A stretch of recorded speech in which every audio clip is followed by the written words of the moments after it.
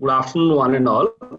I, on behalf of iHubGujarat and Department of Higher and Technical Education, would like to welcome Shri Sanjay Jain, our Chief Speaker of today, who is the partner of Bharat Innovation Fund and also the Chief Innovation Officer at CIE IIM Ahmedabad, which is a flagship institution to promote innovation and entrepreneurship at IIM Ahmedabad. Welcome, Sanjay ji, to the special webinar by Government of Gujarat.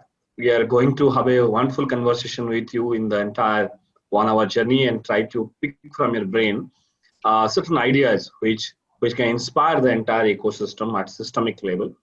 And also the topic, how innovation and entrepreneurship can be the new path for solving the challenges of the persistent issues of the country is very important, particularly in the context of Atmanirbhar Bharat and in the space of technology.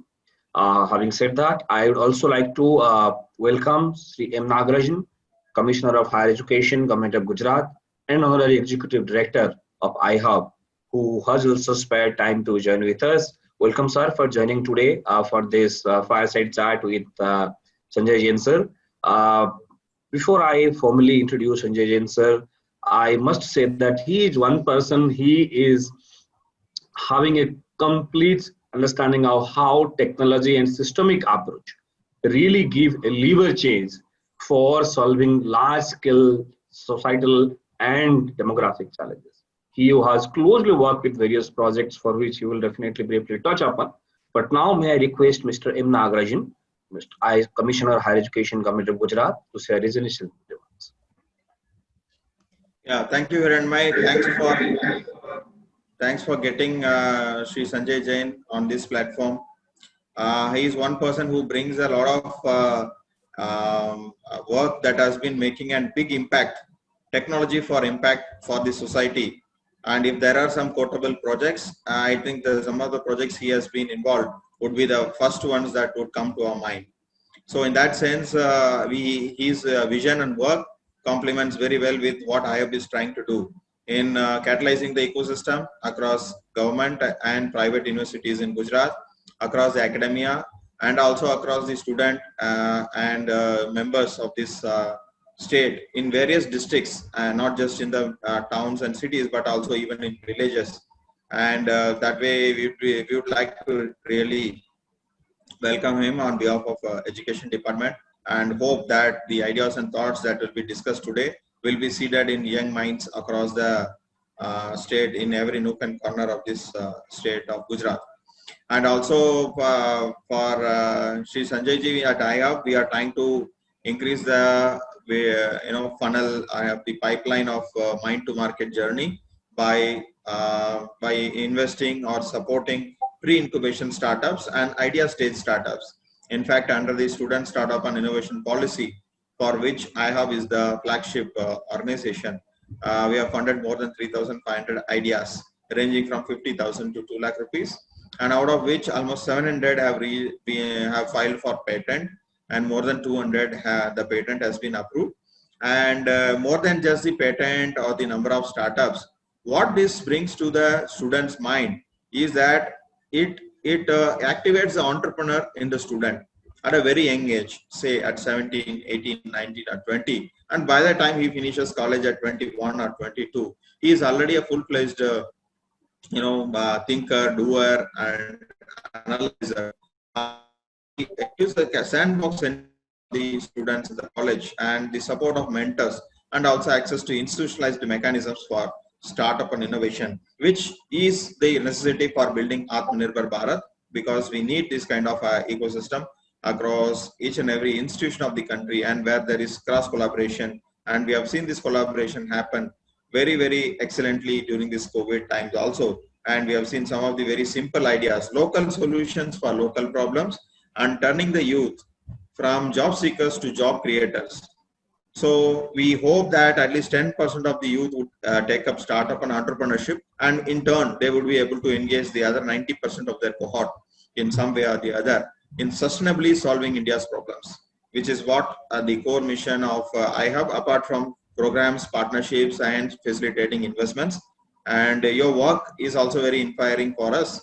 And with this, Hiranmay, shall we start with the questions to him, or you want to introduce him further? I'll just formally say a few words about him, though he's not a uh, person with about whom I should say much, but still, just for a customary, I would like to introduce Sanjay Ji to our audience. Mr. Sanjay Jain is the Chief Innovation Officer at Center for Innovation, Incubation and Entrepreneurship, very known CIE at IIM Ahmedabad. Mr. Jain leads the efforts to help create, promote, and encourage entrepreneurship in areas around digital technology. So Sanjay Ji is also a volunteer with iSpirit, the software product think tank. He has been an active member of India Stack, Open API, and cashless streams. He has been working with NPCI, National Payment Corporation of India, to define the next generation payment system, the unified payment interface about which we are very acquainted, as well as with regulators and other bodies to help entire process go paperless. He has been one of the key contributors to help create and evangelize various government open APIs, which are collectively referred to as India Stack.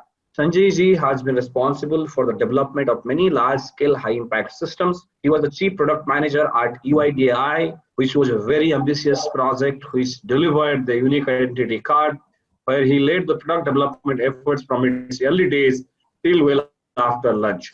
The UIDAI has issued over 1 billion numbers to Indian residents. Sanjay Ji was also the responsible for creation and launch of Google Map Maker, a crowdsourced mapping product that is responsible for Google Map data for 170 plus countries, including India. He has been a part of many entrepreneurial teams through his career, including most recently at Xtape, Khosla Lab, and as a founder of Navope Solutions. He holds an MS in computer science from University of California, Los Angeles, and a BTech in computer engineering from Indian Institute of Technology, Mumbai. So Sanjay Ji at present is also the Chief Innovation Officer at CIE, and none other than he could really elaborately and eloquently tell us how innovation and entrepreneurship is going to play a critical role in solving countries' professional challenges. Welcome, Sanjay Ji. Welcome formally to this ecosystem of Gujarat. Thank you for the kind words, and a pleasure to be here and to interact with you and with the various students across Gujarat. It's a pleasure.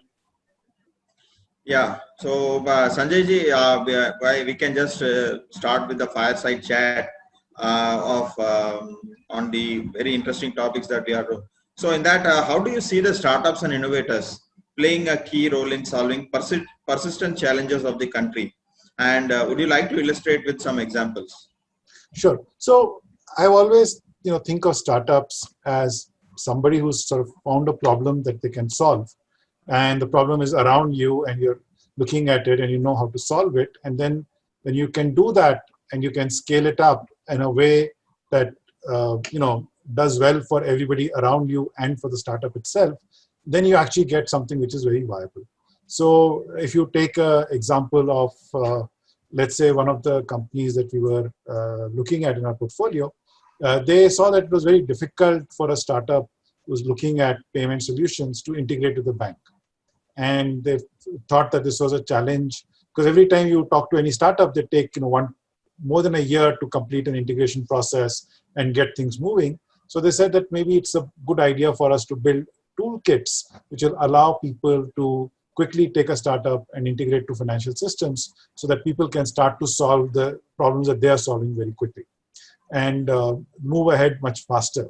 And so in that sense, one of the startups that we are supporting right now actually enables connectivity to bank accounts, to enable transactions in a very easy manner, and you can get onboarded very quickly. And so that's one of the startups that you're supporting.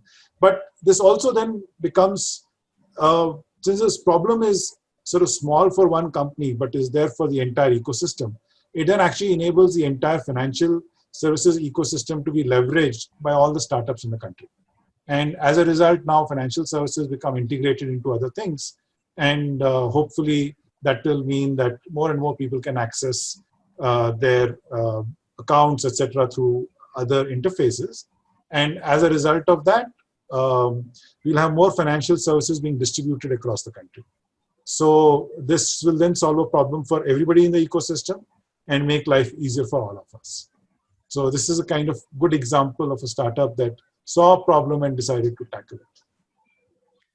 Yeah, I think with the recent amendments to say this Farmers APMC Act and other things, it is also creating a lot of opportunities to create local solutions for the local problems. So when India has been doing digital day in and day out, what opportunities you see are yet to explore from beneath? I mean, what are the things that are still unexplored for a country like India? So if you take a look at, when you gave a great example, right, is in terms of the agricultural ecosystem that we have. India is a country, 40% of our population is engaged and gets a livelihood from agriculture. And yet we see that that process is not fully digital yet. Both the process of getting inputs to the farmer, advice around agriculture, and then getting the outputs back. There are many manual steps in between. Plus, there's a lot of inefficiency, which is what then leads to poor outcomes for the farmer. So we do see startups playing a role in perhaps trying to solve one problem. You can't solve the entire problem with one startup, right? So we've seen startups in early stages which are solving the problem of looking at the product and evaluating it in terms of getting its quality graded, etc. We have seen startups that help in warehousing so that the farmer can store their crops for a little time. When the market gets ready and a better price is available, they can then sell it. There are startups that are helping with better financing of agricultural inputs so that the farmer gets the right product at the right price and the right time. And then that can be paid off once the crop is produced. So we see also startups doing linkages from farm to fork, so making sure that produce from the market, from the farmer reaches the market just in time at a price without middlemen. And so I think what we are seeing is that in all of these spaces, I think there's still a lot of work to be done. Many startups are attempting to solve it, and those who do solve these problems will end up benefiting all of us, and particularly the farmer, because the farmer will get a much better realization on what they're doing. Yeah, I think while farming has the highest impact for the country, what do you think about SMBs in this, or small and medium enterprises? What kind of opportunities, say for example, something like Khata Book, which has solved the, which is trying to solve the accounting and receivables problem. So what are some similar opportunities that are still yet to be explored? So if you think in terms of what the SMEs need, right? Today, a lot of their processes are not digital in nature. They don't have a lot of record keeping that's done well. A lot of things are kept in people's minds or on pieces of paper, and they're not really well organized. And organizing their internal systems so that the things are better streamlined, the connectivity to suppliers and to customers on the other side, both are better taken care of, and their production, invoicing, all of these systems, I think, are still open for a lot of formalization. And the more formal these SMBs become, the better it will be for them to be able to get better access to, say, credit, because once somebody can look at all of this information that is available within the SMB, they can make a better decision about giving credit to them. And credit is the fuel that grows the startup. Not the startup, but the SME, right? If you think in terms of what the SME needs, they need to be able to buy inputs, process them, and then sell them. And in the process, there's typically a gap in terms of when they buy and when they sell, needing a lot of working capital requirements. And you talk to most SMBs, they will tell you that the thing that could help them a lot is actually credit that would then give them that fuel to grow. And I think this formalization would be very, very useful in helping these startups to do it. Now, formalization, like you said, one example is Khata Book. But Khata Book is not the only kind of formalization. I think there's a lot more opportunities to look at it. Sometimes some of these solutions might be specific to the sector. So somebody might put together a process that helps diamond merchants. And they might actually work well with clothing manufacturers. And because a lot of their processes are very specific. And there, I think the market is local, the customers are there, the entrepreneurs are there. I think it's a matter of putting it together building a solution, and then scaling it up from there. Yeah, I think that provides a lot of new hands-on and more visible things that our students could aspire to build. So when you talk about India's tech, it has enabled thousands of startups, organizations, and also the government in creating a digital infrastructure to solve the India's problems and also have a presence-less, paperless, and cashless service delivery models. Could you elaborate behind the idea and the concept behind India's tech and how it all unfolded? Sure. So India Stack, as you mentioned, is a collection of APIs, and these were built, over a long period of time. I think about 7 or 8 years is what it took for us to build them, and the work is still continuing. The process was similar. It was about bringing people into the formal parts of the economy. The first system that was built in this was Aadhaar, which gave everybody an identity. But in addition to giving everyone an identity, what it also did was make the identity digital, so that you could access it online, you could use it and interact with an entity on the other side, let's say a bank, a financial institution, an employer, a government office, etc., and prove that you are indeed the same person. So then you no longer need to go to that location to do your work. So then you can do it from wherever you are and still have a good formal record of your interaction with the entity. So I could open a bank account, I could apply for I could fill a form and apply for a subsidy benefit. I can do many of these things without going to a particular place, and the whole thing gets recorded through digital transactions. So that was the first API we built, which was really around identity, both establishing it, proving it, using eKYC to do KYC, and so on. The next set of layers came a little later on this, where we got payment systems built on top of Aadhaar, which initially used Aadhaar to enable banking, and then UPI came in, which is not really linked to Aadhaar, but it actually builds on all the previous work that we have done so far. And that then made sure that anybody could do transactions in a cashless manner without being face-to-face.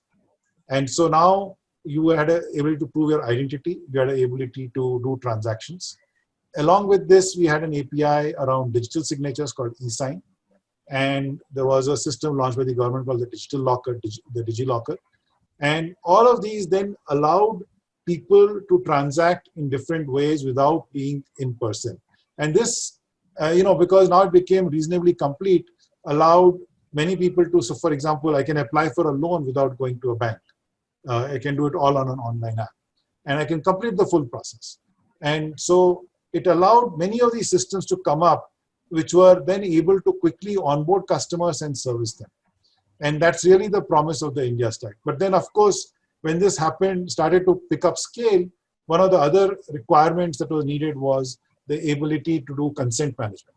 Because now the user is giving the data to all these services for some purpose, and you want to make sure that it is recorded why the user gave the data to this entity, so that tomorrow the data cannot be misused. And this is the last sort of layer that was put together, which was around consent. And this then completed the first set of activities around the India Stack.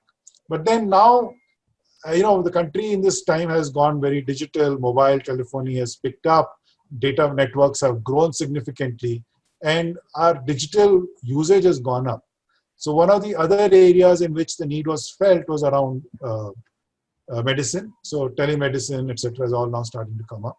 And if you know, the National Digital Health Mission was launched recently, which then brings in even more APIs, which then starts to make this very important part of our lives around the health also digital. Similarly, around education, there is Diksha. There are the many other pieces coming up. So I think over a period of time, as the government is going more digital, as people are going more digital, the opportunities to interact are growing, and a standard way of thinking around these makes it very useful. And I think that's what we see the next growth. I've actually been out of this. Once I took on my role at CII, I've sort of gone away from these building of these systems. And so, all of this is happening right now at iSpirit, where I continue to be a volunteer. But there are many people who are interested in building for the country, who are then building these systems and helping out in many ways.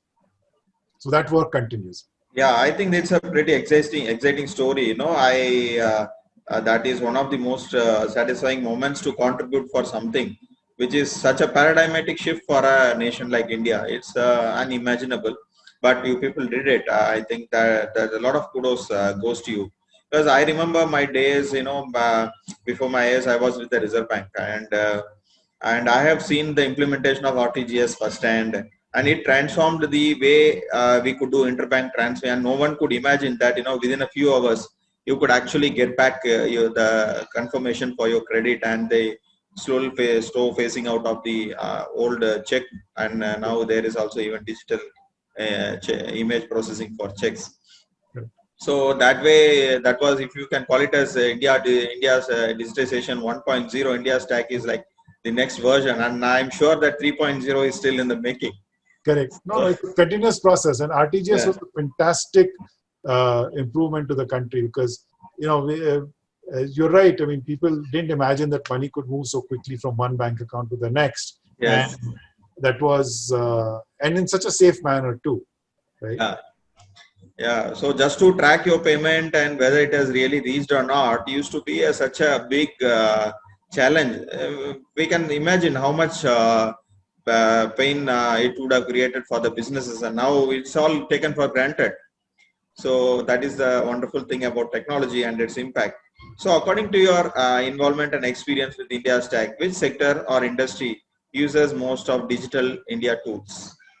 So today, if you think about it, I think the financial sector has gone ahead of the rest, right? I mean, they've adopted digitization in a way which is fabulous. All their internal processes are fully digital, and even if they were front-end process facing the customer, end of the day, everything goes into a record which is kept and maintained digitally. So I think we have seen that sector has gone ahead very, very significantly. But I think the health sector is going to follow, because in my view, that's a very important part of our life which can be digitized, because the doctor visits, prescriptions, the tests, many of these processes have a backend which is digital.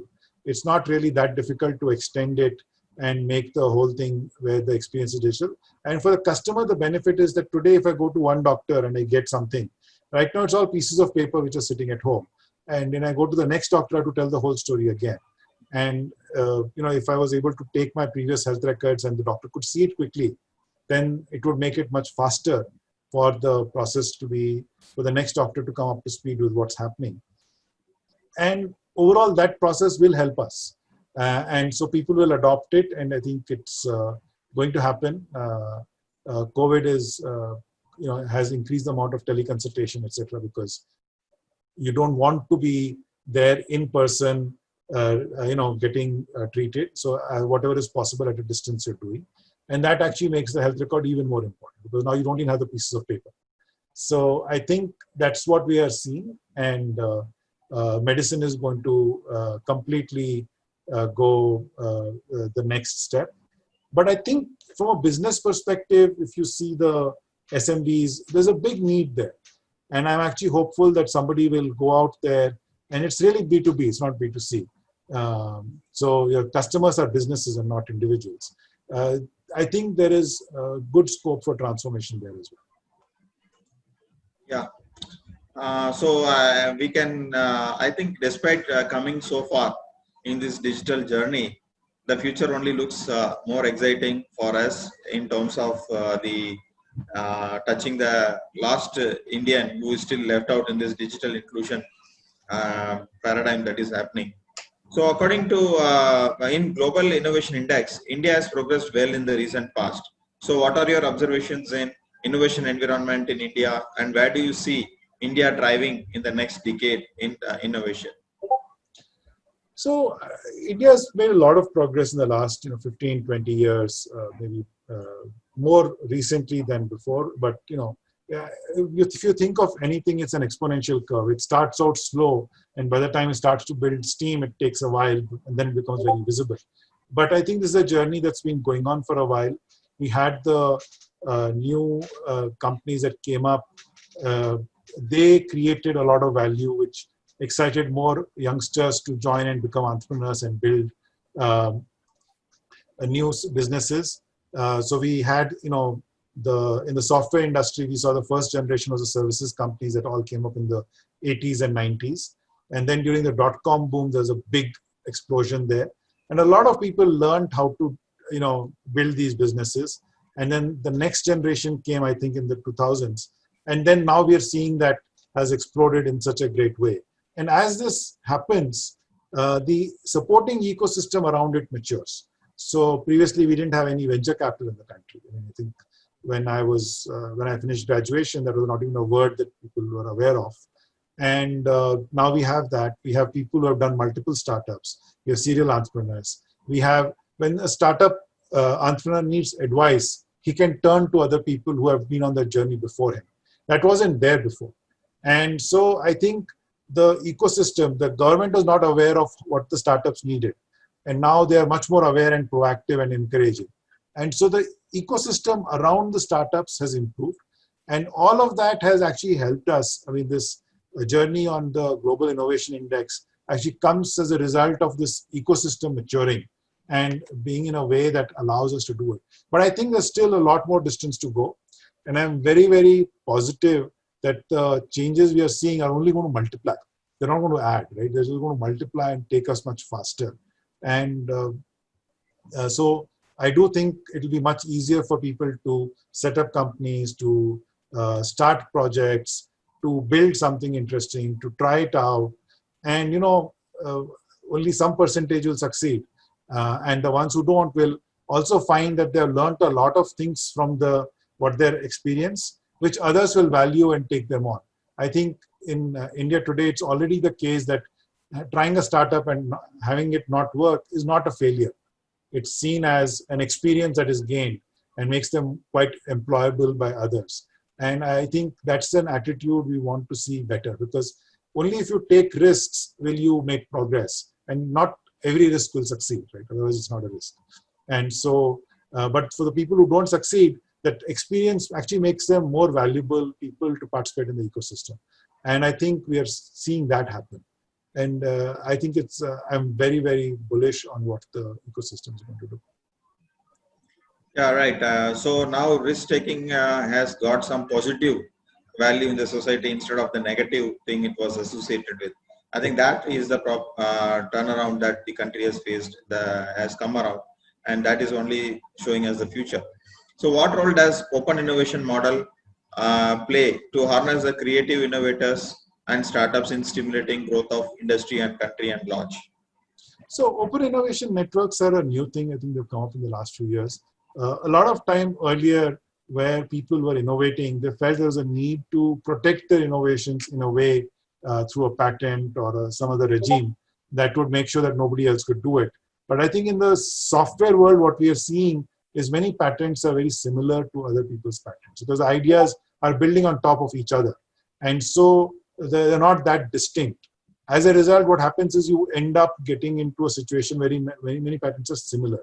And that's a problem, because then you can spend all your time in court fighting for that. What Open Innovation Networks does is it tells people that, hey, because you're willing to put your patents into the open innovation domain, you are protected, and you also can then continue with your work.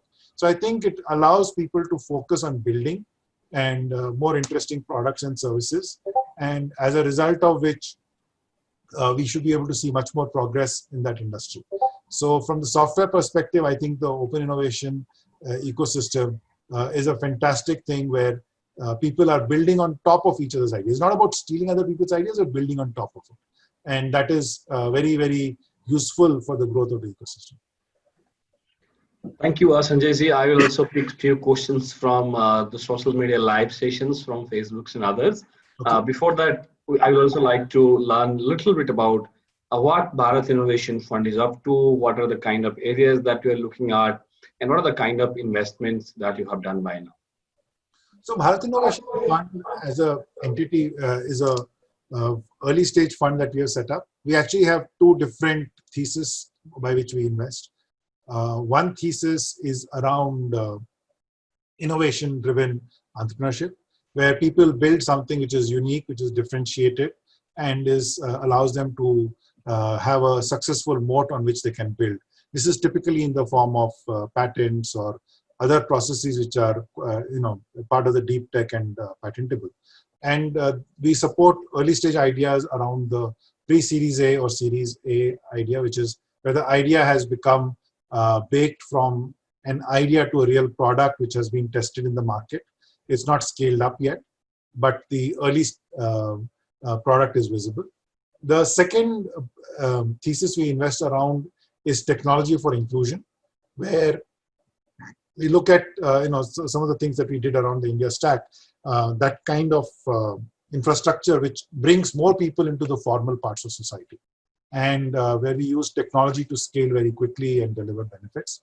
And so those are the two areas in which we look at for investing. There we look at a seed stage investment. Wonderful. Sir, would you like to share some of the examples of the startups that you have recently funded? Are you little sector biased, or is it sector agnostic? What kind of portfolio you look for? We're moderately sector agnostic. So from the Bharat Innovation Fund, the innovation side, we invested in a company called Detect, which is in the process of detecting stress and failures within industrial things. So you can have a factory with lots of pipes through which hot gases, etc. pass. Figuring out if there is a corrosion or a defect in that pipe is a very difficult job, and a lot of times you have to shut factories for that. What they have done is they have built a sensor so that while the factory is operating, they're actually able to find out if there's any corrosion or any defect, and hence they can get in for preventive maintenance. This actually reduces accidents. It allows a factory to keep working for much longer. And so that's a company that we invested in. It's a very early stage company. We have invested in a company that is into drug discovery for cancer kind of diseases. And so they have a molecule which has gone, which they found, which they are now able to take ahead. It's very early stage yet. It's not yet in the stages where you would hear about it, but it is making good progress. So these are the two examples of companies that we have done which are on the innovation side. On the inclusion side, we invested in a company called KaleidoFin, which is in the business of creating a goal-based savings account for people who are part of the informal sector. They work through the microfinance channel, so and then they get those people to save. Similarly, I talked about Setu earlier, which provides an API into the banking so that every startup can integrate with financial services very easily. We've invested in a company that is in the insurance space. They have, again, a tech-enabled insurance distribution called Discovery, and we've invested there. We have got a couple of other investments that we are discussing right now. One is in the education space, where they're looking at companies which are, the company is actually helping students who are applying for government jobs in local languages. And we are we've still not yet made the investment yet, but we're making an evaluation right now. And this other company that we are working with, which is in the job space, which is helping gig workers do things better. So I think we will find we are very sector agnostic. We are not focused on a particular sector, but the theme has to be either IP driven innovation or tech for inclusion. Wonderful. I think very, very clear vision of how do you drive the ecosystem in the early stage. Sir, you rightly mentioned when you graduated from IIT Bombay, maybe the venture capital world was not heard of. Angel investments obviously was more alien at that time. Few people might be putting their checks out of fun or whatever interest they have. And today the game has completely changed, and more than 200 funds around all the ecosystems and everything else. And you also have been an entrepreneur and now as an investor, as a partner in often such emerging fund.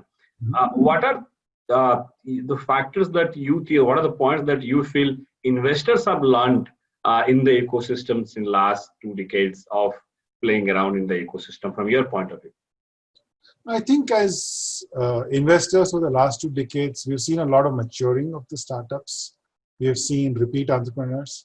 We've seen people who were, within the senior teams of an entrepreneur journey, then come out and build something on their own.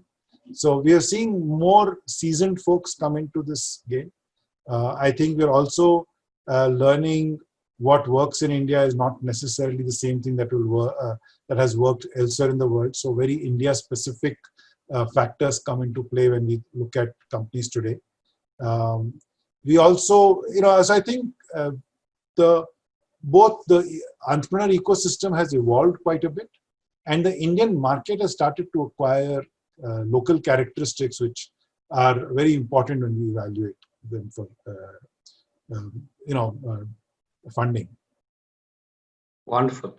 Sir, recently, in looking at the geopolitical situation, Government of India also banned a lot of app and APIs from China, which may actually unfold a huge opportunity for Indian innovators and entrepreneurs. What is your broad take on that?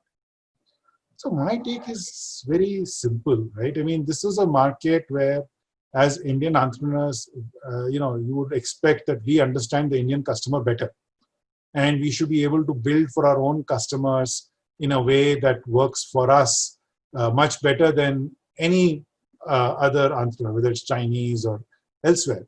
And so I think, just that the ecosystem has evolved a little more slowly than the others. And now this gives us a little bit of breathing room, which allows the entrepreneurs who are already in the space to suddenly fill in those vacuum that was left.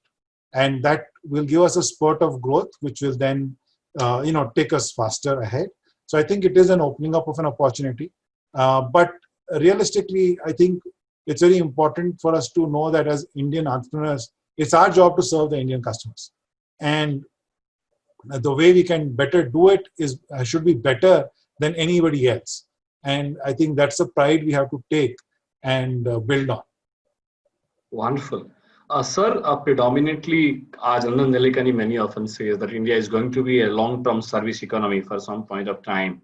And we are more going to be a consumption-driven economy than exporting into this game. So looking at those factors, how do you see the Indian tech-enabled startup ecosystem growing in next decade? Because B2B, yes, we have seen some of the good companies coming up. B2C also we saw a decent amount of deals. More than 30 unicorns have come up. Where do you see the trajectory going when you have digital interfaces being created at the payment side, when you have tech platforms and cost of technology is getting down? How do you see the next 10 years happening? I actually see a fantastic digitization coming up in the Indian ecosystem, whether it is the SMEs, whether it's the farm supply chain or the farm distribution chain, both sides of it, our manufacturing ecosystem, our logistics ecosystem. And we have seen some early winners in these spaces, but I think the number of problems that exist, are huge, and each of them can support many, many different startups. And I think we're going to start to see that happen. And that growth, we are in that phase. And I think it's a great sign. I mean, there'll be ups and downs. I don't want to say that, it'll all be up. But it is a fact that we are becoming much more mature. We are growing. We are recognizing the problems that we can solve. And on the consumption side, businessmen are realizing that if they go digital, they need help to go do it. And they know that by doing so, they will do better. And so I think this combination effects are going to play a very big role. And yes, of course, there will be ups and downs in this journey. But I think overall, I'm very, very, very positive about the next 10 years. Wonderful. Sanjay ji, you have been an entrepreneur. You also have volunteered for tech movements in platforms like iSpirit. You're an investor. You also have worked closely with government systems. These are all different verticals of our ecosystem of startups altogether. So coming to the government's role perspective, many often people think, and people also comment about that government should keep at least a certain distance from the ecosystem engagement. They should be playing a role of enablers rather than driving it from the front. What is your take on that? I believe that in India, the government plays a larger role in all our lives in the country than in many other countries around the world. I mean, we are very different from the rest of the world. However, I do agree that it's much easier to innovate outside the government, or at least it should be, than in the government. the government should also innovate to solve people's problems. But the kind of problems that the government solves are very different than the kind of problem that a startup solves. And a startup is allowed to fail and take risks, which the government is not, right? So from that perspective, I think we have to figure out places where the government should stay an enabler, because instead of having one solution, maybe we can have 5 solutions in the country. And of those 5 solutions, maybe 2 will do well. While if the government does one thing, they will do one thing for one problem, right? And it's and that's where it pays to have startups to do it. And then startup products can evolve very quickly. As the market changes and evolves, they can do that. Governments take much slower. So I think the government should build fundamental enabling systems which relate to registration, taxes, wherever the government services are involved, make them more digital, easy to access. And startups should look at the kinds of problems that we can solve for people and make them better. And then you can start at a small scale, you can experiment, and many people can try slightly different solutions. And and I think it's great that then we'll get the right ecosystem. But getting that balance is right. The role of regulation is important, because regulation is actually about protection of the customer. And you want that to become stronger, because I think in this process, sometimes we lose sight of that important fact that the role of regulation is to protect the customer. The reason the regulators do things is not to slow down innovation, but to make sure that customers' interests are protected, they're not taken for a ride, their money is safe. And I think that is very important. And it's also important from a trust perspective for consumers to trust a particular startup. If they know there's a regulator looking after their interests, that's very helpful. I think that's very important factor that you rightly mentioned, that sometimes we feel that those are innovator, but actually they are protecting the interest of the game, because that's very important that in that context. And particularly when Government of India and the Startup India Action Plan, these are very clearly laid out. The Fund of Funds program, the other initiatives are very clearly laid out. And there is a far-sighted vision from the leadership in the country. And I think slowly, the governments are also becoming entrepreneurial. They are no more the governments of 70s, 80s, and 60s thinking going populist in one context, but they're also thinking how. And particularly one thing, probably when we see people like you driving platforms at NPCI, is now the system understands the power of technology as a leader, because that is something probably which equalizes people across financial table, across access, across demography, geography, and region. So I think that plays a very significant role. Sanjay ji, you have gone to 2 best academic universities in the world. You have been taught by the best guys and seen the best of the minds around. India today has 900 universities. We are the new education policy coming in. Gujarat has, by the way, 80 universities, as I introduced before the session. By now, 30 of Gujarat universities are setting up pre-incubator to incubator facilities to support startups. We are in process of setting up pre-incubation facility in 200 institutions in Gujarat, which the Honorable Minister of Education, the Principal Secretary, and Commissioner Nagarajan are driving. What is the role that academic system in India are going to play a role in terms of imbibing a new entrepreneurial culture among them? So I actually believe that educational institutions, you've got all these young folks out there who are out there learning how to do things. It's important for them to look at the environment around them, look at the problems that they see, and inculcate this sense of saying, how do I solve a problem around us? And how do I solve a problem in a way that makes sense for society, for everyone who's facing that problem? And how do I build it in a way that I can then scale? Those are the 2 important elements that need to be added to our thinking. And some of it involves risk-taking, because when you try to solve a problem, it may or may not work. When you try to scale it, it may or may not work. Some problems may work, solutions may work at a small scale and may not scale up as well. And I think, but having the freedom to experiment and to solve problems, I think is a great start.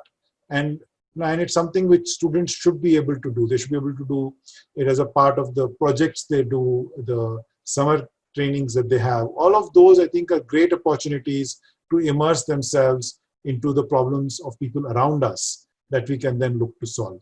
And I think that will be the greatest contribution. If you take a look at incubators, etc., that is exactly what they do. They allow people to then take that time and opportunity to go out and solve a problem, learn from mentors in the field, learn from the experiences of others before them. And I think that's a fantastic thing to do, which, I'm sure that iHub is promoting, and, it's a great thing to do. Thank you. Sir, now coming to a little bit about your work in iSpirit, your volunteering efforts, and also iSpirit. We know iSpirit is a wonderful organization propagating the message of building products out of India. Because for a long time, we have championed service sector enterprises in India. And now Sarad and the entire team, including all of you, have done a commendable job in terms of ensuring that we also look for building world-class products. So what is that mindset shift that is happening among Indian digital entrepreneurs? How does that mindset shift happening between going for service sector enterprises to moving from high value global class product system? How is that ecosystem evolving? So the key benefit of a product ecosystem is in terms of value capture. And if you take a look at, the global systems, right? If you take a look at aircraft, for example, right? Boeing makes more profits than the top few airlines put together, right? If you take a look at medical practices, you see a pharma company making more money than all the hospitals put together, right? You see that in the telecom space, right? I mean, the Ericsson, Nokia, building the underlying systems make more money than the telcos put together, because the value comes from the products you create, the ability to scale it, build it out, and so on, right? And that's something which, from the service side, while it's a great opportunity for us to be able to take our people and make sure that the world can get more and more services done, that's also a big need which needs to be sorted. But from a value capture perspective, I think the next step comes when you own the product, when you are able to scale it up in a way that is capturing a lot of the value in the ecosystem. And I think we are, as an ecosystem, now beginning to realize that and think about it. And many companies have been built in India which are now starting to build like a product and then scale it up and make it big. And so even if it is I would say not fully early days, it's slightly beyond that, I think the best is yet to come. Wonderful. Sir, one very common question we try to understand many often is, Bangalore is one of the most progressive ecosystem which India has ever nurtured. You have been working there since a long time compared to other ecosystems in India. NCR is doing well, Hyderabad, Mumbai are doing well, Ahmedabad is quite early stage. Every ecosystem go through a transition of 2-3 decades time in terms of evolving, right, from creating critical mass, enabling the factors, and then getting things going. So, and other cities are also trying to emulate it out. Also, many people say that if only emulation could have been done, then US could have 51 Silicon Valleys. Why not? Why only in San Francisco, right? So how does we actually nurture the next ecosystems, maybe urban or decentralized, whatever, but how do we really decode that secret sauce? Or what are the secret sauce that you think could be advisable for ecosystems like that? So what we have seen globally is that the ecosystems mature over time because there is knowledge that gets built into the ecosystem, then you leverage it, and the next generation leverages it better, and things grow. So you have an entrepreneur who builds a company, takes it all the way from startup to, say, going public, and many people who are on that journey now, sort of branch out, build their own things, and then grow. On the other side, there you have repeat entrepreneurs who make money in one business, then can put it into the next one, and can take more risks. And then you have the funding ecosystem around it that sees what is fundable and so on. And all of these ecosystems grow in parallel, leading to this kind of growth that you see. And of course, in any exponential system, anyone who's ahead always stays ahead, right? I mean, you're seen as, because they have more base to grow from. But on the other hand, if you see everything else, we would love to see that growth happen. What you can do is compress these cycles, right? Instead of waiting for the full cycle, if you already see people are leaving companies and starting up, or funding is required, then you can learn faster. You can do mentorship faster, right? Instead of waiting for somebody who's 10 years ahead of you on the journey to become a mentor, you can start getting mentorship from people who are 3 years ahead of you. And that knowledge transmission, I think, is the most important piece that you can make happen more faster. And then the ecosystem can grow. And I think we can develop to a more, across the country, many ecosystems can be seen. Wonderful. I think you very lucidly explained how the entire DNA works. And we actually couldn't agree with you more, because this is what is very important. And I think every ecosystem has its cultural attributes, particularly in the context of Gujarat. There is a lot of business minds, but then many often struggle to embed technology aspects into it. How do you really bring a product aspect? Trading services are done enough, good. But then how do you go, as you mentioned, the maximum value are going to be captured in those domains. So how do you imbibe those things beyond to achieve the low-hanging fruits? Those are very important factors to look for. Right. Sir, one question that we look forward is, you might be seeing many state governments and central policies who are being designed and being curated for nurturing startups. What are your suggestions for Gujarat startup ecosystem, particularly where we can really make some efforts to improve where we stand today to go where we want to achieve? So I think Gujarat has many advantages that they, in terms of the university ecosystem. You have many of the leading institutions within Gujarat itself. I mean, you have the IIMs, you have the IITs, you have many other really the National Institute of Design and so on. There's a fantastic ecosystem that you have in terms of the education infrastructure. I think in terms of markets, there are many, whether it's diamonds, cloth, many industries and markets that are very well developed out there as well. And then, as you pointed out, I mean, the mindset in terms of doing business, building on it, taking some risks and doing it. I think you have all the ingredients in place. And in my view, I think this is a great time to encourage more and more risk-taking and product building efforts. And so that I think, and that's the only way in learning from what we see. So I do think that the ingredients are all in place, right? I think it's, it's like, you're cooking something, you put everything together, now it has to come up, right? The recipe has to come. And I think, as you rightly mentioned in one of the conversation, is there are a lot of things happening in B2 space, which actually enables the B2C space, which are more visible these days. Correct. The consumer doesn't see a lot of value chain being enabled by B2B startups in any marketplace or any such platforms. And I think sometime even acknowledging that we are progressing and maturing in that domain is, and particularly B2B SaaS is one domain in which I think we have done incredible work. Some of our companies, some of our startups have done very commendable work. Would you like to share some use cases? Yeah, I mean, I actually want to sort of talk about, like, so for example, when you look at e-commerce, right? And e-commerce is the front in which everyone sees. But the only way it gets enabled is actually if you have a good logistics ecosystem. And the logistics ecosystem is entirely B2B, right? Same thing if you look at, payments. Payments has both a B2B side and a B2C side. And it's very important that you have the B2B ecosystems going in. Because in fact, there was one of the initial problems with digital payments. Merchants would say, I can accept digital payments, but my suppliers don't take it. And then I have to go out and get cash and then pay them. So it's not worthwhile. But now that is changing. And so I think same thing if you look at health, right? I mean, your lab equipments are already giving you digital reports. But when it comes to me as a user, I get a printed report, right? It's not digital anymore.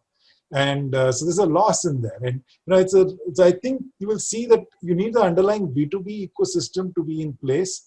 And then a B2C ecosystem can actually come up on that very quickly. And that's actually why I'm very positive about like health in particular, because I know many of the underlying systems are digital already, right?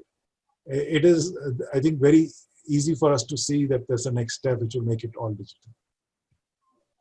Wonderful. I think it's very, and that's very exciting thing about Indian ecosystem, that like you people design the entire stack there, Now the ecosystem is getting enabled through all these stacks of utility applications that all of us are using our day-to-day life. Sometimes we know them on front end, sometimes we may not be knowing. Sir, one more question. This is probably more from the audience than me.